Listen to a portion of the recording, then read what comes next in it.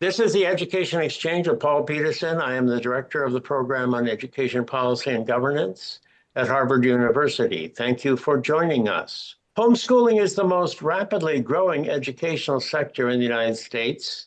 Public schools and private schools are declining enrollments as fertility rates are falling. The borders have closed to immigration, and the numbers of students are fewer than ever before. So it's a surprise then to see that homeschooling has doubled in size from 3% before the pandemic to 6% today. Now, that's still a small share of the US school age population, but rapid growth has changed homeschooling and what people think about homeschooling. A topic explored in a new book by Dixie Lane, which is entitled Skipping School, A History of American Homeschooling and How It Went Mainstream. I'm very pleased to have Dixie Lane with me on the Education Exchange today. Thank you, Dixie, for joining me. Thank you so much for having me.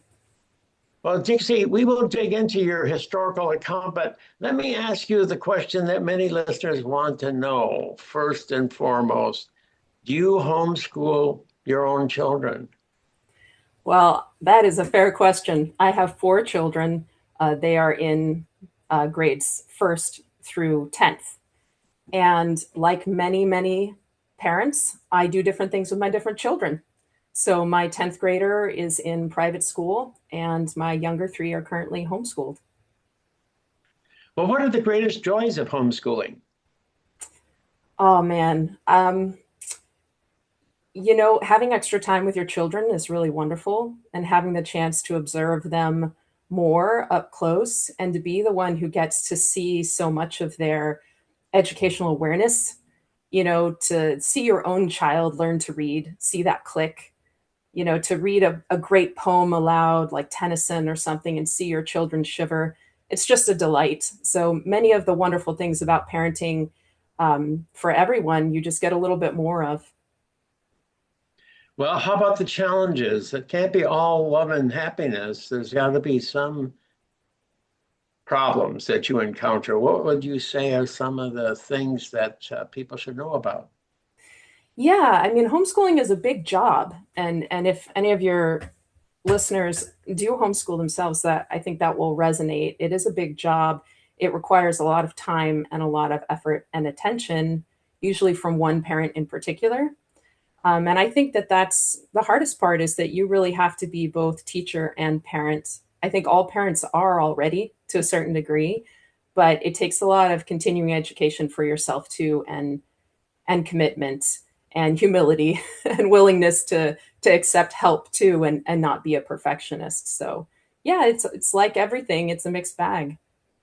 Well, you mentioned that it's mainly the job of one of the parents. And in your case, I think you're doing the lion's share, but how important is your husband's role in the whole homeschooling experience? My husband and I are both historians, but he works full time as a history professor, whereas my work is part time. So it made sense for me to be the primary homeschooling parent. But he actually still participates. He's very good about, he'll take on a certain subject. So, for example, this last year he did handwriting because I was just really tired of it. And he was interested because he had always had terrible handwriting and had recently taught himself to write better. So he was able to bring that to the table. And also, because we have different perspectives on different subjects, a lot of our dinner table conversation and field trips and things like that are things that he can add a lot to in terms of the children's education. So we always say, because I study American history and he studies French history, I will talk with the children about the Civil War, and he will talk with the children about the wars of religion. So, we all bring something to the table, even though, yes, I do the lion's share of the work in that area of our family life. Well, now, neither one of you has a background in the sciences. And so one of the questions that's always been of concern to me is, can homeschoolers provide adequate instruction in the STEM subjects, whether it's math or or biology or chemistry or physics. What do you how do you address that particular issue? I know your oldest child is going to private school, and maybe that's one way to handle that. So, Mhm. what's how do you address that kind of question? I think it's a great question. And I would say if we wanted to step back and try to look at outcomes, I don't think we have any evidence that homeschoolers struggle more in particular areas than in others. Like when they get to college academically, there's so much variance. I have a really dear friend who homeschools her four children, and her children are very interested in STEM. And so she actually sort of struggles to motivate them in the humanities. So some of it's going to be your kids and your particular interests. I'm aware that although I really value science, it's not something that I have as strong a natural interest in as I do in most of the other subjects. So for me and our family, it's been a matter of making sure that I have the resources I need to teach that subject well. And for me, a lot of the time that means outsourcing a little bit more. So with history or literature, my own family style with homeschooling is that I like to create my own assignments and work through books together with my children. But I can't do that for science, so I'm much more likely to purchase a curriculum. We also rely really heavily on our local library, which has science lessons like a club every week for children. So they get to do an experiment every week, which is a lot. And then we just try to, I guess maybe I pay more attention to the subjects I know I'm weaker in. And that's a matter of self-knowledge, I think. Well, you're doing a great job. Of Thanks. course, everybody wants to know is if that's generally the case, but you say homeschooling is going mainstream in the title of your book. Mhm.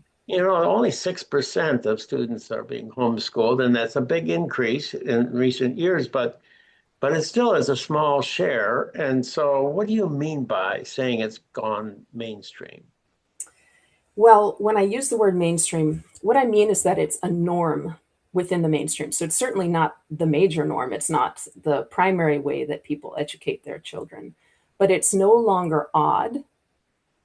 So I would say two things in response. One, when I looked at the demographic data on homeschoolers for my book, which, if you have any familiarity with homeschool data and homeschool research, it's very difficult to work with.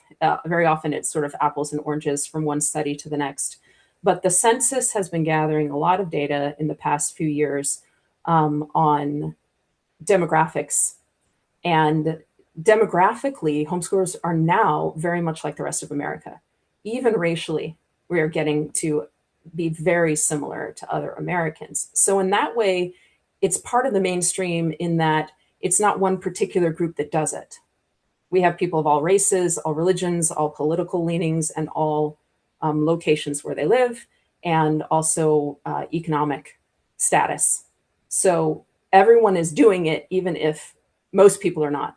The second thing I would say is just to bring up some of the other minor norms in education. So, for example, Catholic school. Most people do not go to Catholic school, not by a long shot.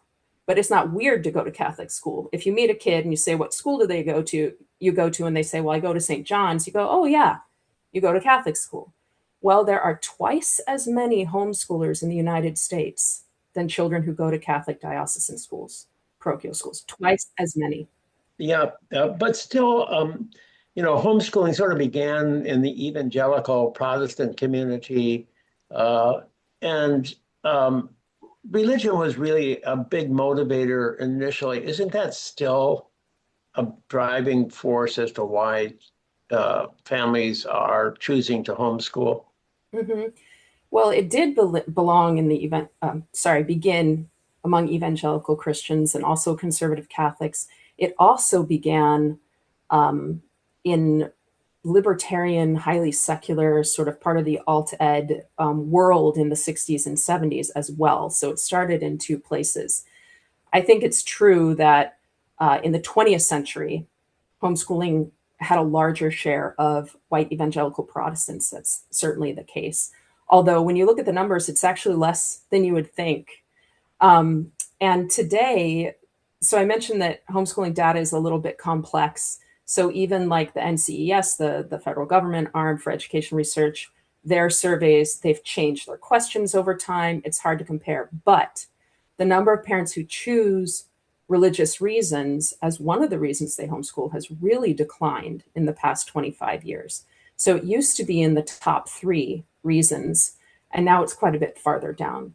So I think that religion is still important to a lot of homeschoolers for sure. And there are a lot of religious groups that support homeschooling, but it's a lot less common for that to be the primary motivating factor than it ever was before.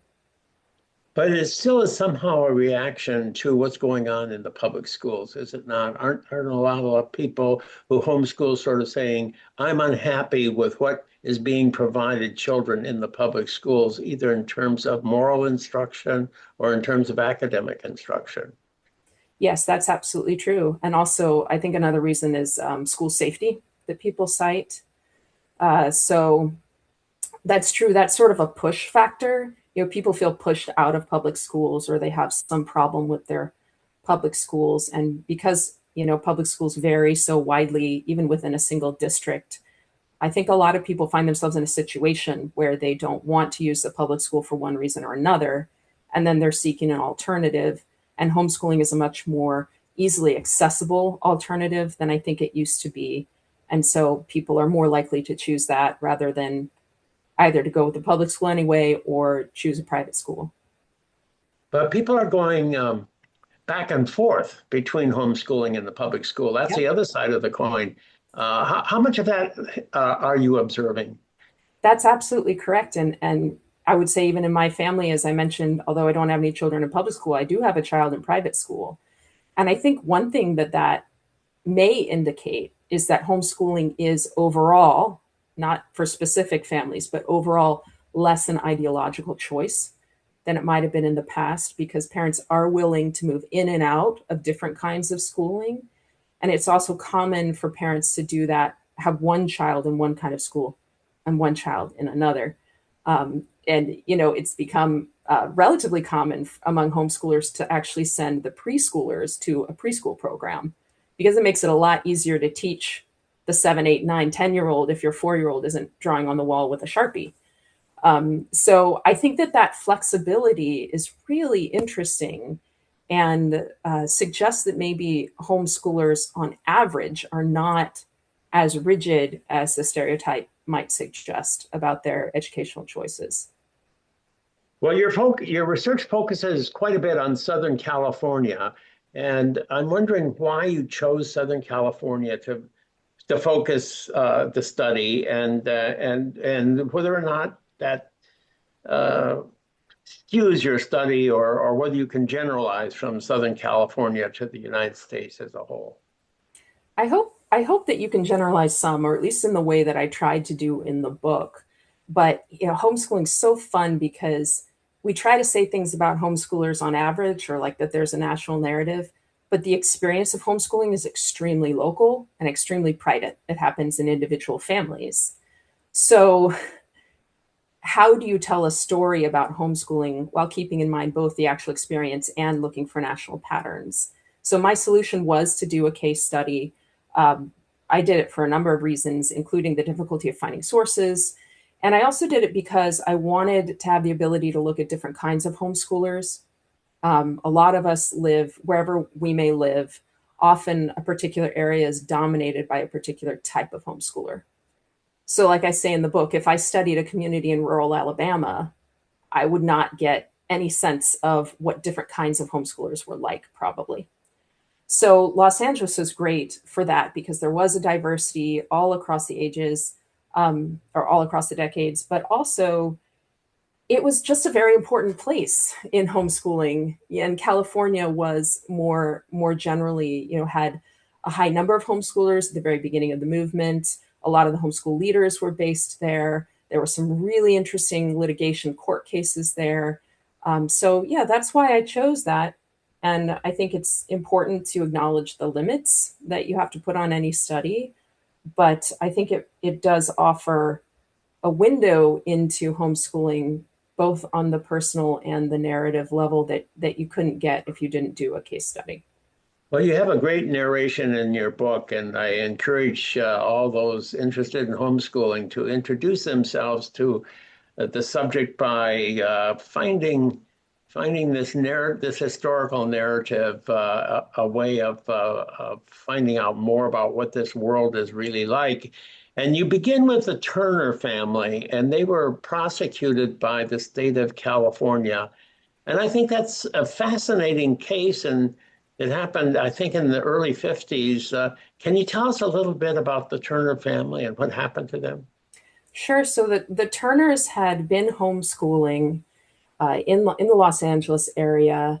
I believe, if I'm remembering correctly, they had moved there relatively recently from New York, where they had also been homeschooling, and that was incredibly rare in the 1950s to teach your children at home. And Mary Turner was charged basically with truancy for her children because they were not enrolled in school. And this was a case that was covered by the newspapers, which means it's accessible. You can read about it. And she was accused of communism. And that was fascinating to me because, you know, uh, we forget how much effect the Cold War had on education. It really transformed education in our country. And it seems like, for many things at that time, you could be accused of communism on either side of the aisle or whatever you were doing. It was something that could be said. And the court did end up ruling that her children had to return to school. And she was very interesting because although they had done some travel schooling where they were traveling on the road, their everyday schooling was very school-like. It was, in desks, and they did all the subjects, and they had the children tested, and yet the state still ruled against them. Well, was there a particular law in the state of California that was the basis for the judge's ruling? Well, homeschooling, the codes of education obviously vary state by state, so homeschooling law is very different state to state. In California, there's nothing on the books about homeschooling, which was the case in most states. Um, and so it was just governed by compulsory education. And the compulsory education code said that you either had to go to school or you had to go to a private school or you had to have a tutor.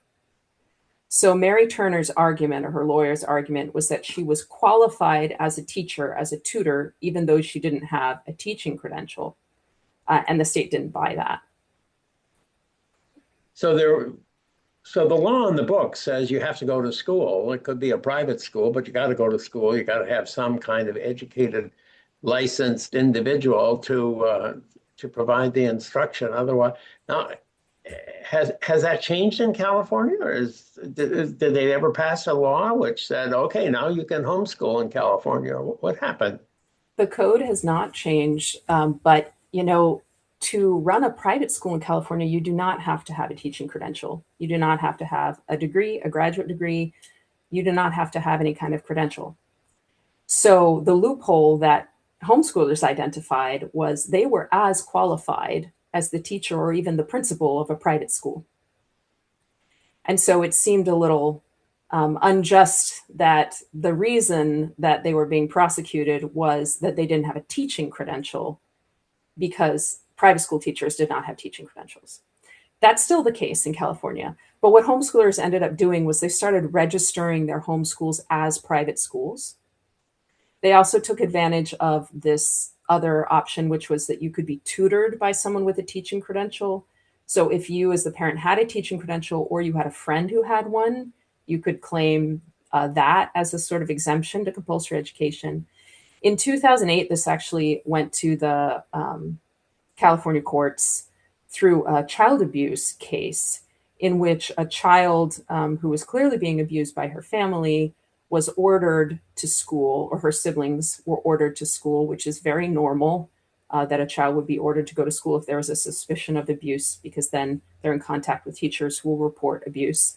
But in that case, the court also ruled that homeschooling was unconstitutional in California. And that set off all the alarm bells of all the homeschooling advocates, as well as the governor of California. Even the LA Unified School District filed an amicus brief in favor of it. And the court reversed its ruling. And their argument was very interesting. They argued that there was evidence within California law that the legislators intended homeschooling to be legal, even if they hadn't made a law exactly saying so. So, for example, in the code where it says you can only smoke, you have to be so many feet away from a school in order to smoke, it says except for homeschools. So they're considering it in their law as something that already is legal, even though it wasn't established clearly that way. So I think also it helped that the governor at the time was Governor Schwarzenegger, who was sort of middle of the road liberal Republican, but was not sort of tied to the public school establishment. And I think he sort of gave the homeschooling community his backing. Wasn't Yeah, that part of the?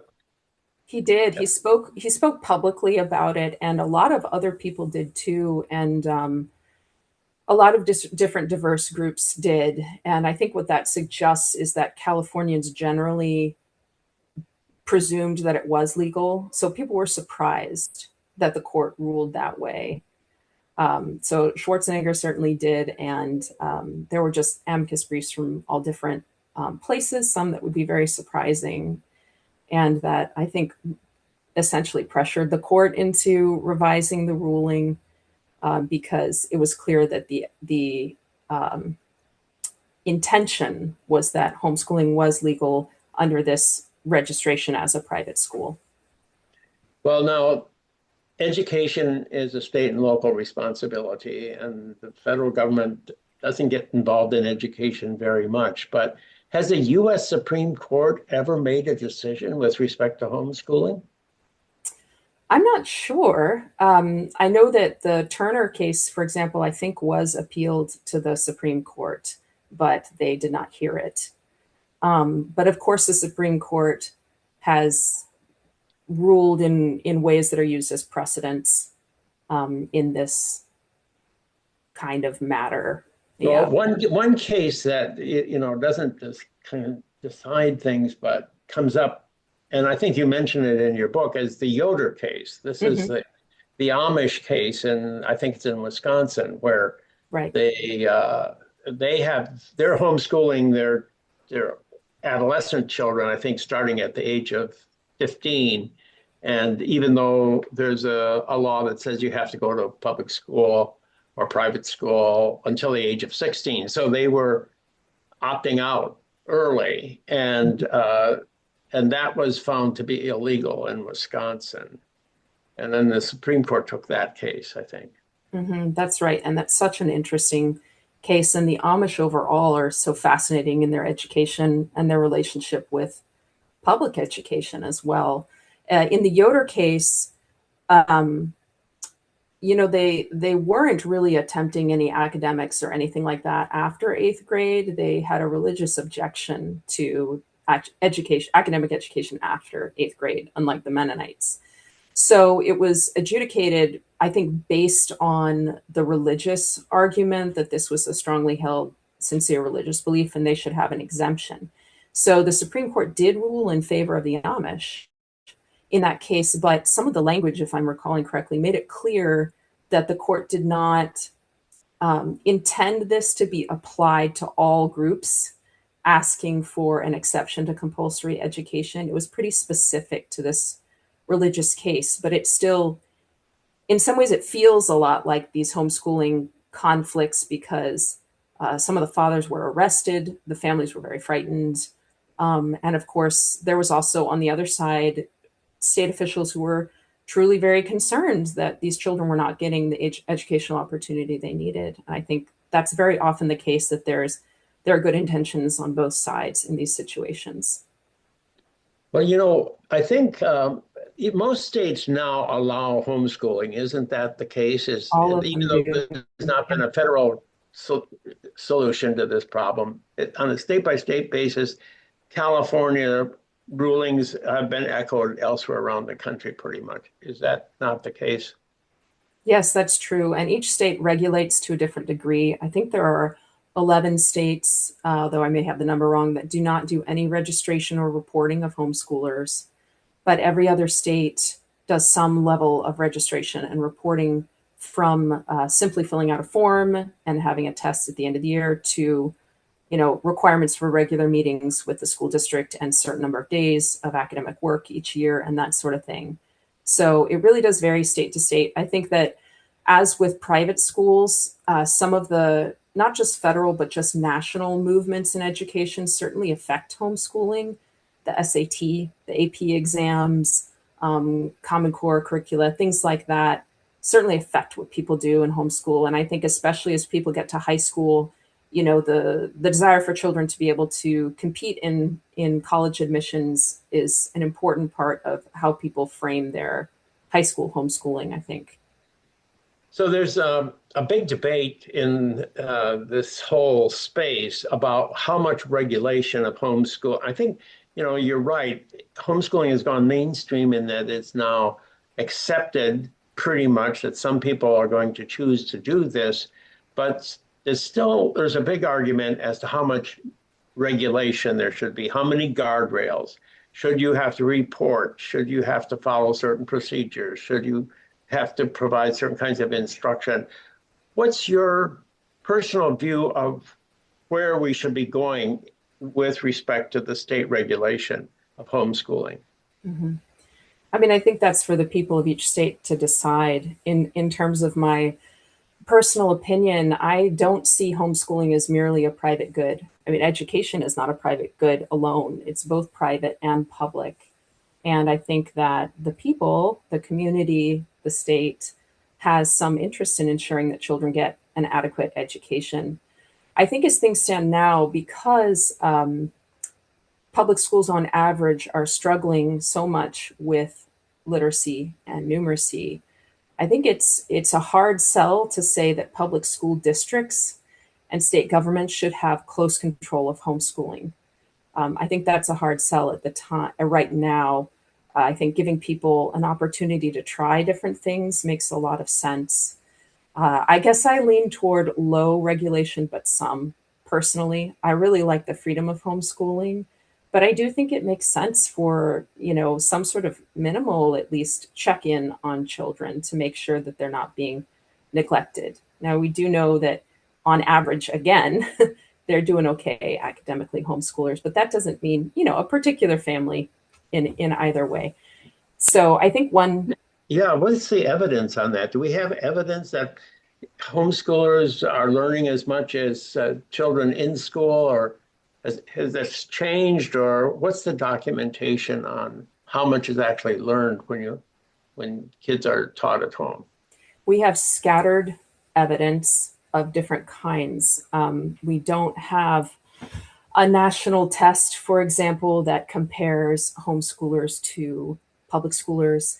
We do have, there's been some research done by the National Home Education Research Institute on small groups that has repeatedly suggested that homeschoolers do perform significantly better than public schoolers. Again, that's sort of a small sample size. We also have things like the ACT. We can look at ACT results and see that homeschoolers are much, much, much higher than public schoolers, very close to private schools.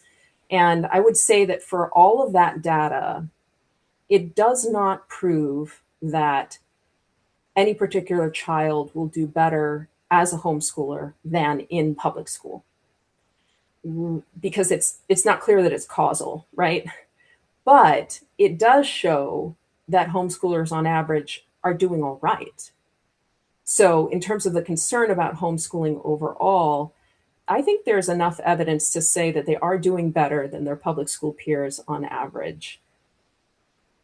Well, that's of those that we know who are homeschooling. And you always worry about, how about those who never report that they're homeschooling? We don't know anything about them. That's true. And I think, I mean, my personal opinion is that it does make sense to have to notify, if your state has a compulsory education law, at least for them to know that you are homeschooling. But I would just bring this back to the question of public schools again, because I think that if we're holding in our mind a sort of idealized version of public school, or maybe good experiences we have or that our children are having, and we hold that up against our fears for homeschooling, we're going to become very concerned. But if we're looking at average performance for public school, it's really rather poor. So I think we have to be a little bit careful not to presume that homeschooling must be suspect as compared to public schools, and that most children, if they were in public schools, would be doing really well. So in that context, I think I agree with the sentiment that there should be some reasonable regulation or interest. This is a public good as well as a private one, as I've said. But I think the suspicion of homeschooling is often based on false assumptions about the school landscape that's out there. Well, how about adults who have been homeschooled? Has anybody ever asked a set of questions that would get us to find out whether there are odd ducks are doing unusual things, or are they pretty much like other folks?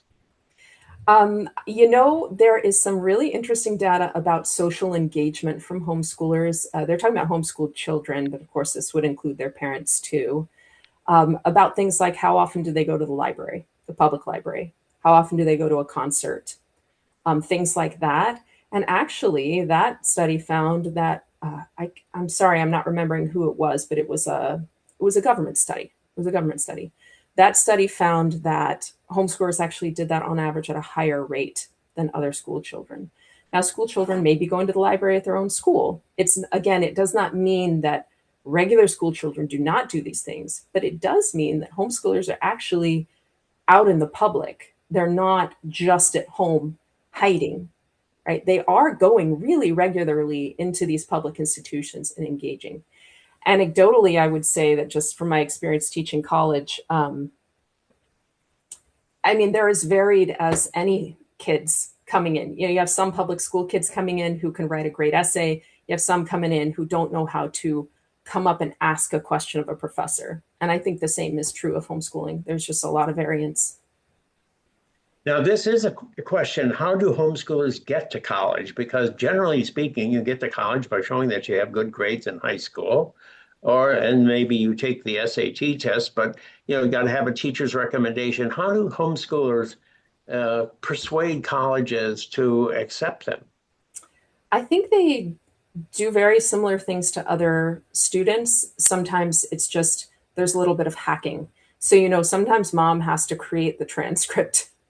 But very often, a lot of people, not everyone, but a lot of people do enroll, especially in high school, with some sort of online teaching program or curriculum so that their children will have a recognizable transcript. A lot of homeschoolers will dual enroll at a community college so that their kids will have some classroom experience and a transcript. Or, you can have a teacher recommendation written by a piano teacher or by, somewhere where you volunteered someone there. So I think people have to find little ways like that. And of course, they do take the SAT or the ACT or the CLT.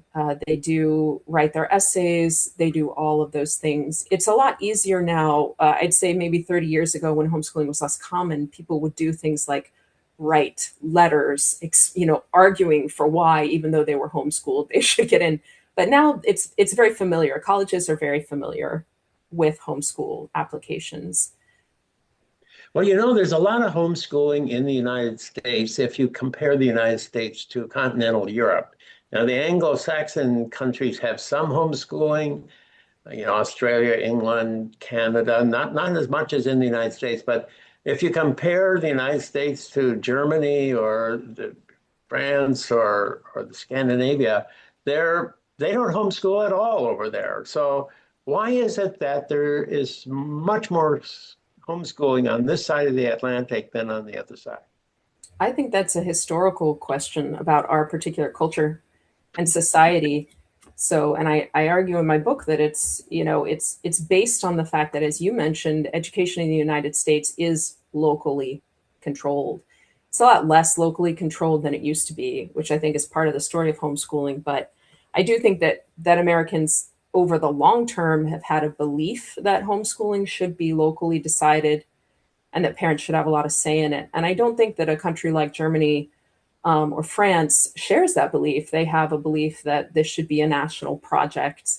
And of course, it's also much more manageable for them to do it as a national project because they're these smaller states. And, Germany has concerns about subcultures because of what happened in the 1920s, 30s, and 40s. So they just have different cultures. So homeschooling is sort of particularly American, and I'm very interested by its growth in places like the United Kingdom, and in how that plays out. But I haven't had a chance to study it in any depth yet. Well, you did study one German family that refused to go back to Germany because they were concerned that they wouldn't be able to continue homeschooling their child. And they actually said that they needed political haven to escape this oppression. So that's a fascinating story that you end up with in your account. Could you share that with our listeners? Sure. I'm afraid I'm not quite sure how to pronounce this family's name. It's Rameke or something like that. And they were a Christian family, a conservative Christian family in Germany, a German family who were homeschooling their children. And the situation escalated between them and local school officials, where there were conversations first, and then there were truancy reports, fines, and there was a brief removal of the children from the home by their social services, not for abuse, but because they would not enroll their children in a school. And the family flew across the ocean to the United States and applied for asylum. Uh, Now, this case is still ongoing.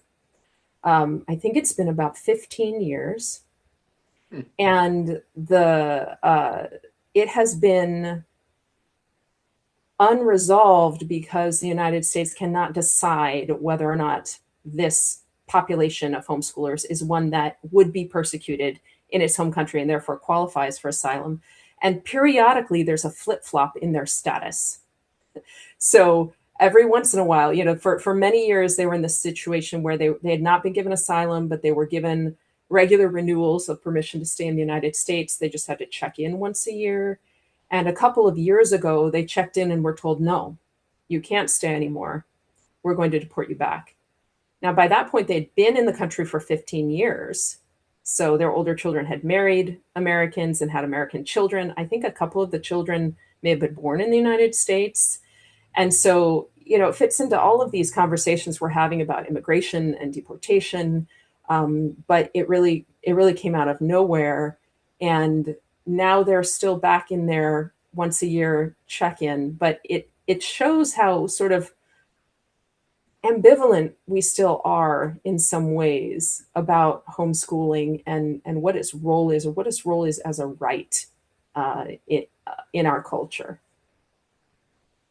But the story reminds me that we did have a Declaration of Independence, which talked about government being the consent of the governed and focused on the liberties of the individual. And so there is something special about the United States. And when you think about the United States and homeschooling and say, only there is this likely to have come to scale at the level that we are experiencing today. So thank you, Dixie, for sharing that story. And thank you for joining me on the Education Exchange. Thank you so much. It's been a pleasure. I've been speaking with Dixie Dillon Lane. She is the author of a new book entitled Skipping School, A History of Homeschooling and How It Went Mainstream. I need to mention that on September 17th and September 18th, this coming fall, the Program on Education Policy and Governance at Harvard is hosting a conference that is attracting homeschoolers from across the country. We're going to have many panels on different aspects of the new approaches to homeschooling. And Daniel Hamlin, the new dean at the University of Texas, and I will be the moderators for the conference. You can learn more about this by going to the PEPG website and clicking on the conference title, Emerging School Models.